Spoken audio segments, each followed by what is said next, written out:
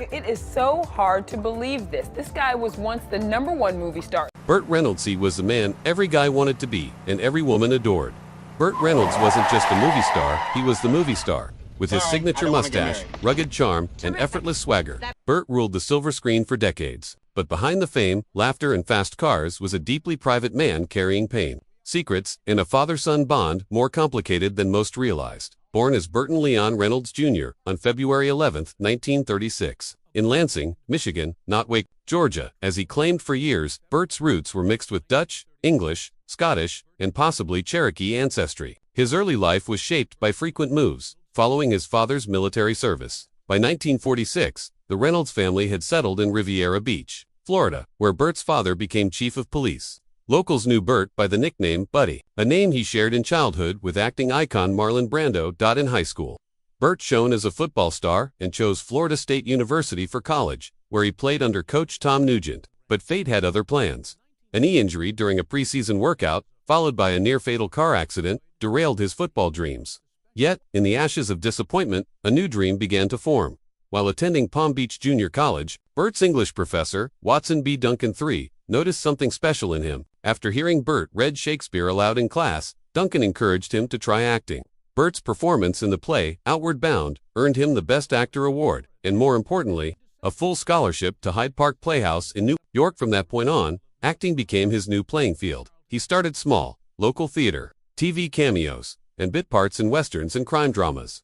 But it was his breakthrough role in the 1972 film Deliverance that catapulted him into stardom. From there, he dominated the box office with hits like Smokey and the Bandit, The Longest Yard, and The Cannonball Run. At his peak, from 1978 to 1982, he was the #1 box office draw in the world, a title he shared with only one other actor, Bing Crosby. But fame came at a price. Behind the camera, Burt struggled with the emotional scars left by a distant father. On talk shows, he once tearfully recalled how his dad never said, "I love you." The closest he got was, "I'm proud of you."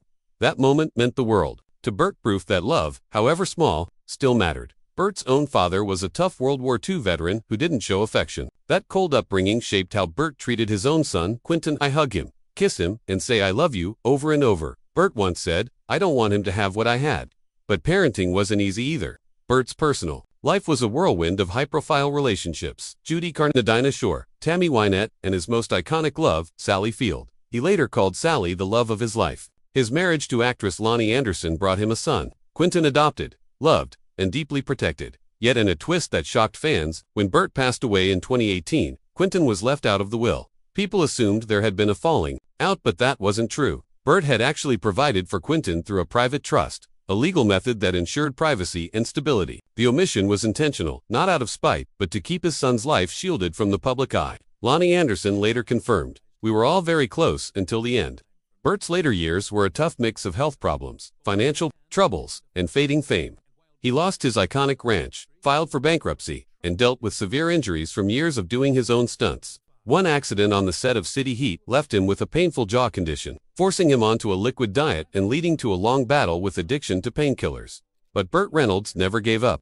In 1997, his comeback role in Boogie Nights earned him a Golden Globe and an Oscar nomination. He was preparing for another big comeback in Quentin Tarantino's Once Upon a Time in Hollywood when his heart finally gave out in 2018. He died at age 82. At his memorial, attended by loved ones like Sally Field and his college roommate Lee Corso, Burt was remembered not just as a movie star, but as a fighter, a man who lived, loved, and learned the hard way. A bronze bust of him now stands at Hollywood Forever Cemetery, a permanent tribute to a larger-than-life icon. Burt Reynolds didn't just act in movies, he was the movie. And though his final script left many questions, one thing is clear: behind the mustache and the $1,000,000 smile was a man who just wanted to be loved. And through his films, memories, and the son he so fiercely protected, Burt Reynolds ensured his story would never fade.